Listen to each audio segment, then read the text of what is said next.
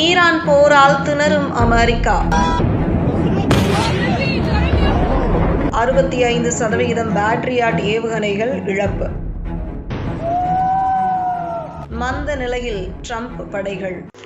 இஸ்ரேலுக்கு இந்திய ஆயுதங்கள் ஏற்றுமதி. காசா போரில் மோடி அரசு உதவி செய்ததா?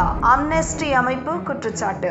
ஈரானுக்கு எதிராக தொடர்ந்து அமெரிக்கா தீவிரமான வான்வழி தாக்குதல்களை நடத்தி வருகிறது. இதற்கு ஈரானும் தக்க பதிலடி கொடுத்து வருகிறது. இதனால் அமெரிக்காவின் முக்கிய வான் பாதுகாப்பு ஆயுதமான பேட்ரியாட் இடைமறிப்பு ஏவுகணைகளின் கையிருப்பு கடுமையாக குறைந்துள்ளதாக புதிய தகவல்கள் வெளியாகியுள்ளன. போருக்கு முன்பு அமெரிக்க ராணுவத்திடம் சுமார் 2330 பேட்ரியாட் இடைமறிப்பு ஏவுகணைகள் இருந்ததாக சர்வதேச உத்திசார ஆய்வுகளுக்கான மையமான CSIS கூறியிருந்தது.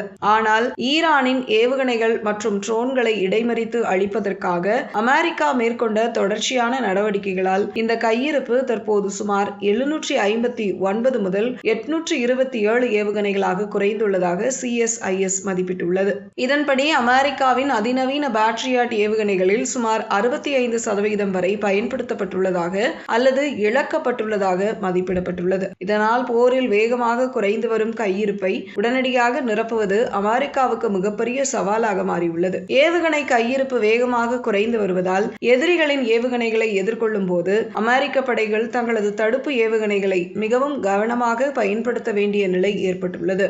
2023 அக்டோபர் 7 இஸ்ரேல் ஹமாஸ் போர் தொடங்கியதில் இருந்து காசாவில் பொதுமக்கள் உயிரிழப்பு மற்றும் மனித உரிமை மீறல்கள் தொடர்பாக தொடர்ந்து குற்றச்சாட்டுகள் எழுந்து வருகின்றன. இஸ்ரேலுக்கு இந்தியா ஆயுதங்கள் மற்றும் இராணுவ உதிரி பாகங்களை ஏற்றுமதி செய்து வருவதாக சர்வதேச மனித உரிமைகள் அமைப்பான அம்னஸ்டி இன்டர்நேஷனல் குற்றம் சாட்டியுள்ளது. அம்னஸ்டி வெளியிட்டுள்ள மேட் இன் இந்தியா இஸ்ரேலுக்கான ஆயுதங்கள் மற்றும் வெடிமருந்துகள் விநியோகம் என்ற 42 பக்க அறிக்கையில் 2023 அக்டோபர் 7 முதல் 2025 நவம்பர் வரையிலான காலகட்டத்தில் இந்தியாவில் இருந்து இஸ்ரேலுக்கு ஆயுதங்கள் மற்றும் வெடிமருந்துகள் தொடர்பான குறைந்தபட்சம் 2596 ஏற்றுமதி கப்பல்கள் சென்றது என்று ஆவணங்கள் இருக்கிறது என்று அம்னஸ்டி தெரிவித்துள்ளது. அம்னஸ்டி இன்டர்நேஷனல் பொதுச் செயலாளர் ஆக்னஸ் காலாமார்ட் காசாவில் கடுமையான மனித உரிமை மீறல்கள் குறித்த சர்வதேச கவலைகள் தொடரும் நிலையிலும் இஸ்ரேலிய பாதுகாப்புத்துறைக்கு இந்திய நிறுவனங்கள் மூலம் பொருட்கள் வழங்கப்படுவதாக விமர்சித்துள்ளார். இதனிடையே இஸ்ரேலுக்கு இந்தியா வழங்கும் ஆயுதங்கள் மற்றும் இராணுவ உதிரி பாகங்கள் தொடர்பான விவகாரம் சர்வதேச அளவில் மீண்டும் விவாதத்தை ஏற்படுத்தியுள்ளது.